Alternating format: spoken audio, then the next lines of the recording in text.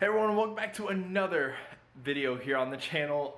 Finally with a set in stone name. If you've noticed, hey, the channel's called Taiko, why has he not said that? But just in the last episode, or the last few episodes, this is because we had a few working titles, Todd's Odd Creatures, things like that. And Taiko is an amalgamation of a few people's names. And we used it for something else, but we decided, you know what? Let's go ahead and throw it into this as well. So, welcome to Taiko. If this is your first time here, welcome to the channel. If not, then welcome back to the craziness. Now, I'm gonna give you a quick sneak peek. Oh, there's a bunch of brown stuff on a table, and that's it. But let's go ahead, show you guys the Oscars real quick. They're thriving, they're having a great time.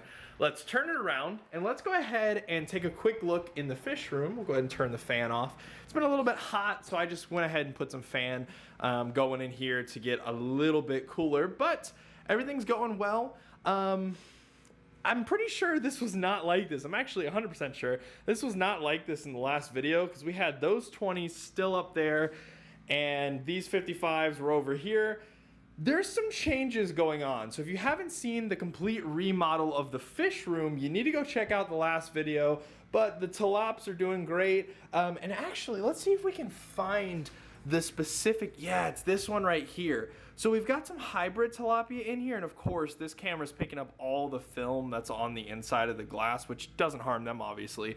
But this guy, he's a white tilapia crossed with a blue, so he's got the blue tilapia's like stripes. It's so cool. It's hard to pick it up because he's so frantic right now, but you can kind of see it if you pay attention. The Oscar is doing great. He's just chilling over there. Got some green beans because I'm feeding the plecos green beans and zucchini. This one's latched onto one right now. Absolutely loving it. The other pleco, last night he kicked up the green beans and they're all on his wave maker, so I'll just have to get that. Speaking of, he's actually right there having a grand old time. Getting big. I'm excited. Excited to finally, put him in a pond eventually. And Max and Perry are both doing fantastic. There she is. She's been really loving up in that corner recently, but went ahead and gave them a water change today as well. Just need to scrub down their stuff. That's doing great. This is doing great. No leaks. Still no leaks. This was test fitted. No leaks. Gotta, protect the other ones. But that's just a quick update. Now, why is today's video being made? Well, you've already seen the thumbnail. You've also clicked on the video, so you know. We're making pleco caves and other kind of breeding caves. So I figured I'd make a cool little tutorial. Pay no mind to this. You'll see future project. But yeah, we're basically going to kind of go over how we've been making these. So we've actually got some more plecos coming in soon, and a pleco wall will actually eventually be in the cave itself.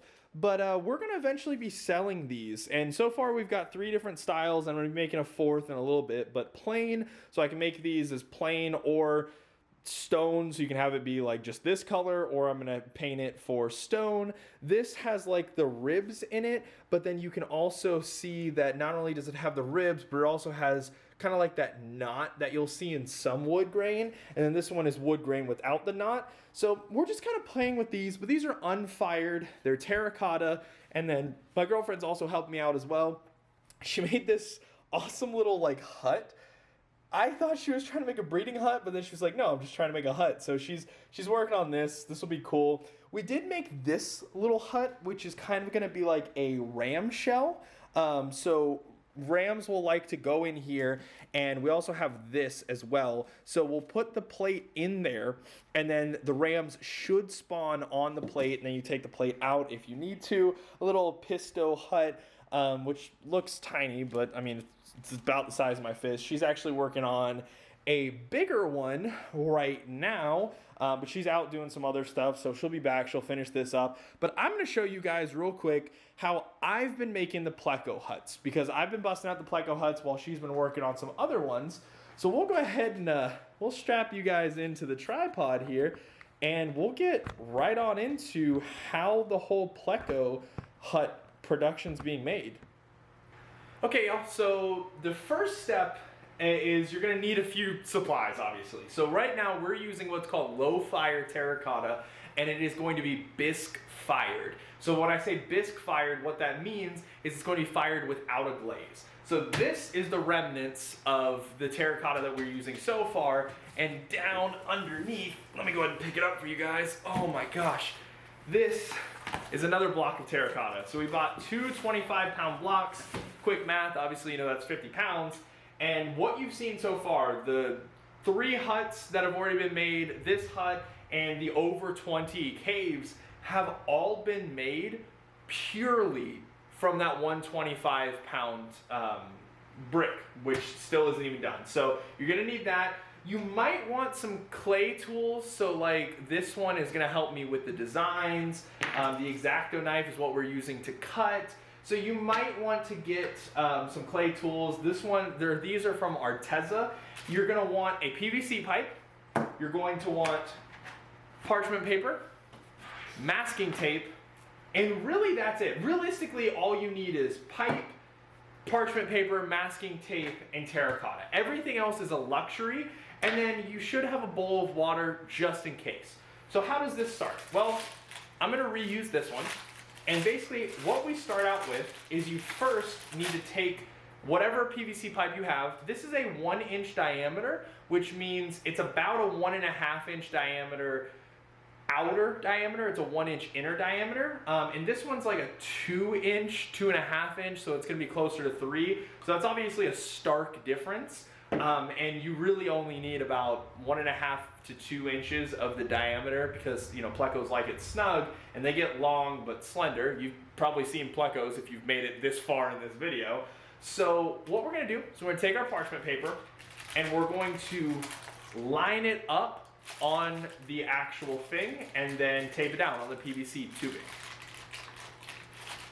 Okay, perfect. So that's all it takes. So you take the parchment paper, you wrap it around, and you kind of saw before, but there was like these lines of no clay being on it, and that's because, again, I've reused this and I put masking tape on it like this. Now, if you noticed, I also packed in this part. So I packed it in just so it has a little bit for me to put it on there, because with the pleco cave, you're going to want just one opening if you're trying to breed pleco. They're gonna feel safest with one opening. If you're not trying to breed them, you can get away with 2 openings or just kind of having a cave for them or different things like that. But ultimately, from my experience and just from watching, listening, reading, consulting with people, they like the one opening. So this is our base. Now from here, all we're gonna do is we're gonna take this block of terracotta and I'm just gonna grab a big old chunk of it and I'm gonna smack it onto this and start forming it, basically, is all we're gonna have to do.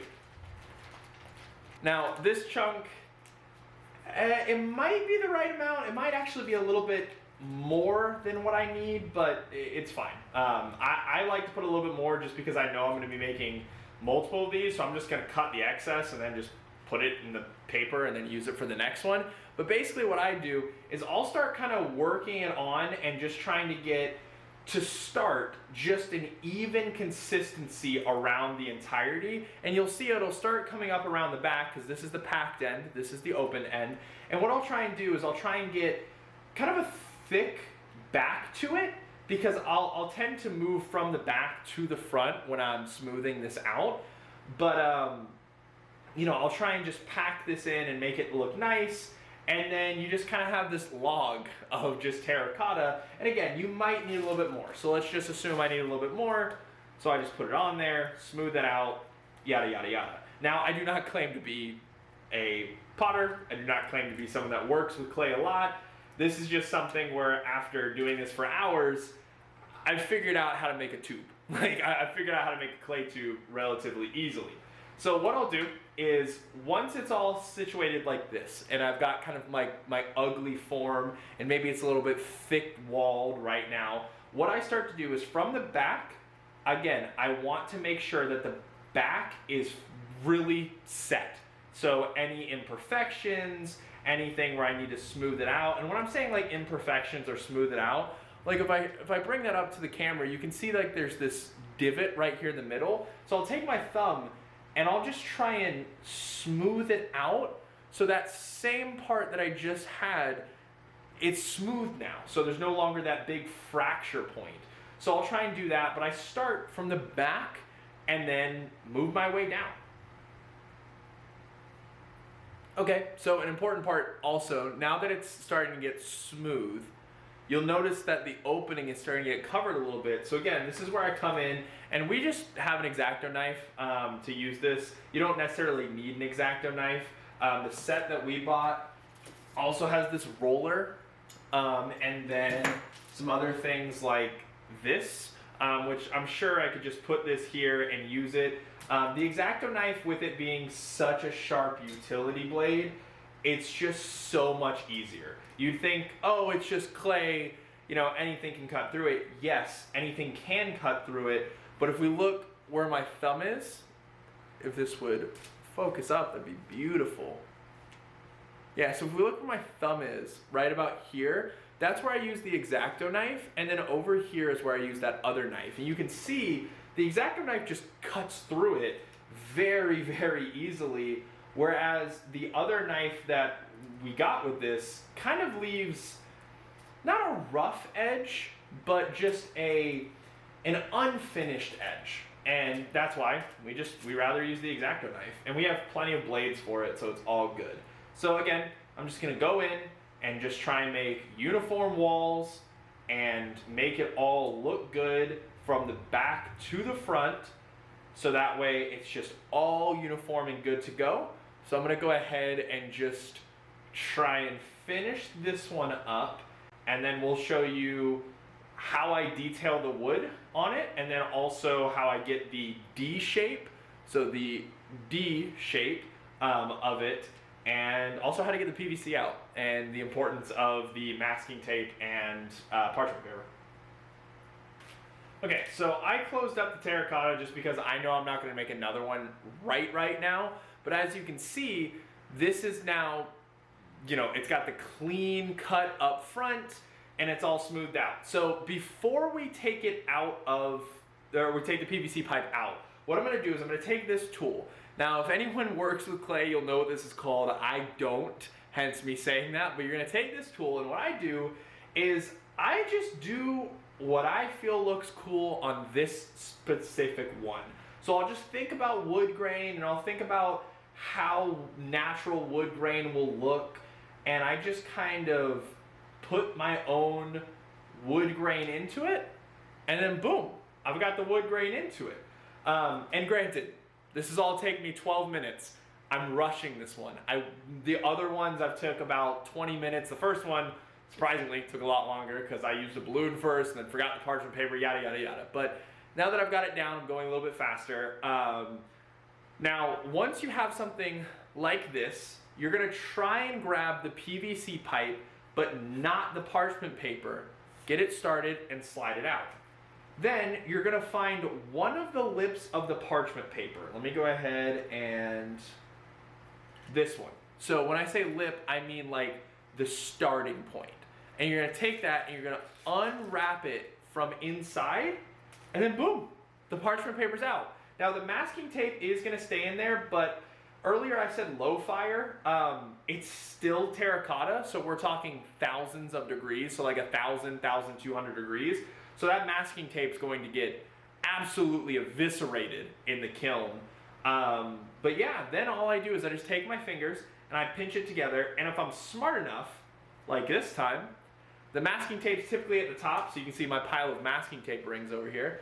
And yeah, you've got a D-shaped, loosely, D-shaped Pleko cave with the nice little wood grain on it. So I'm gonna put this over on the table. Usually it's been outside to harden and to dry out, but it started raining. So we took it in before it started raining. But I'm gonna go ahead and I'm gonna put this outside, and we can talk a little bit more about if you should do this and why I'm making so many.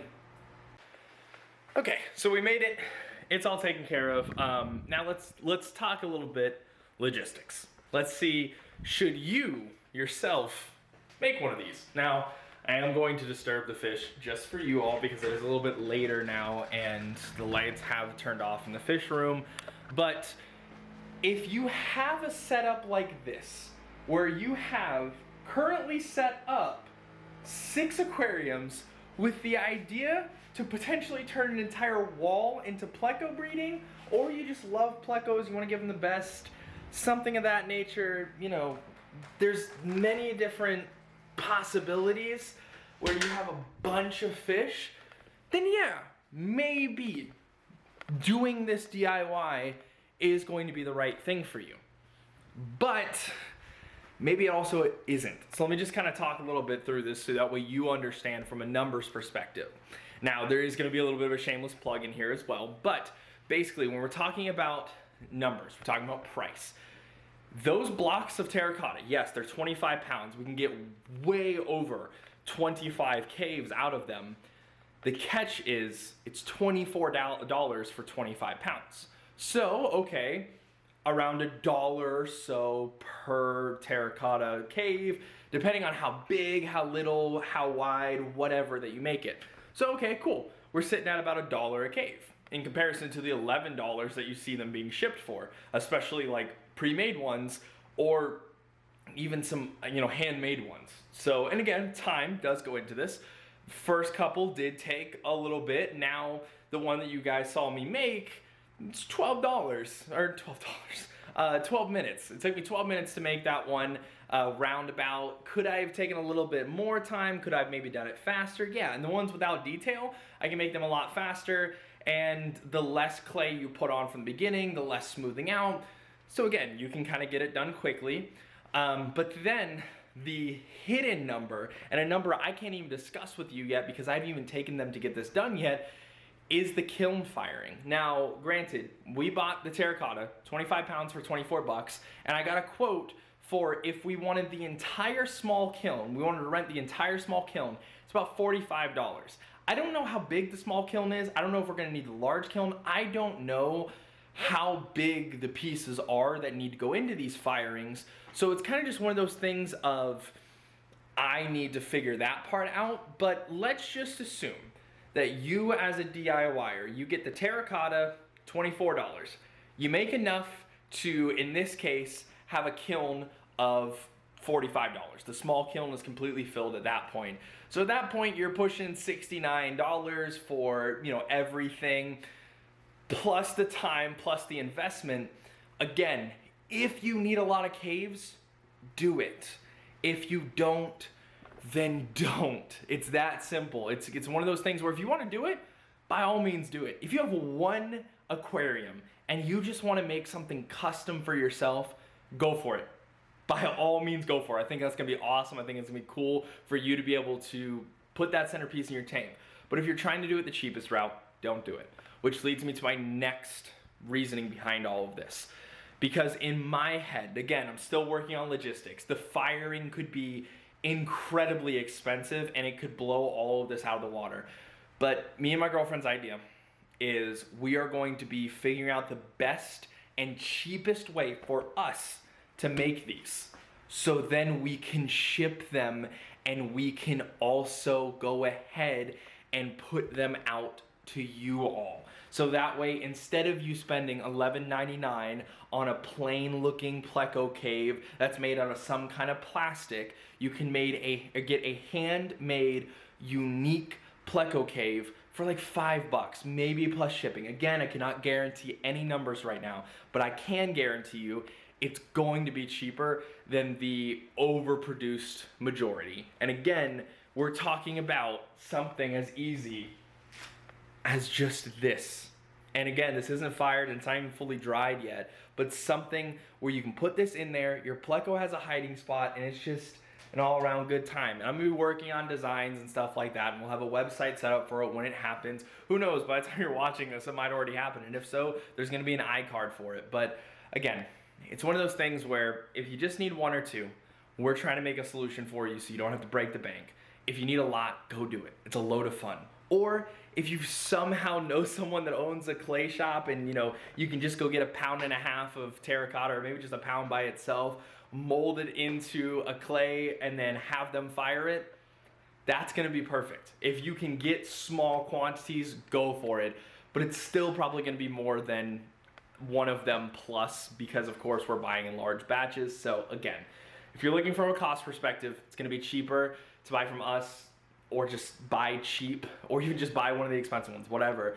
But like I said, if you want to do it, go for it. But I think if you're going small, just go ahead and grab a few. But without further ado, just trying to change the fish game, trying to make it as easy for hobbyists to get into this, love it, and have as amazing of an experience as we are.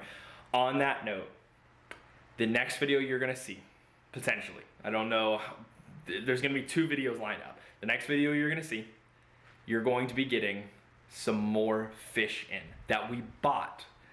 The other video, unless we can find them a better place to live, we're gonna be rescuing not 1, not 2, 3 more fish are going to be getting rescued. So who knows, we'll see how it works. But if you guys did enjoy, make sure to like this video, subscribe to Twico, and in case you want some more content from us, go ahead and check out our other channels. It's all gonna be linked in the description. A couple of gaming channels that we have set up, but yeah, it's gonna be fun. Until next time though, see you guys in the next video.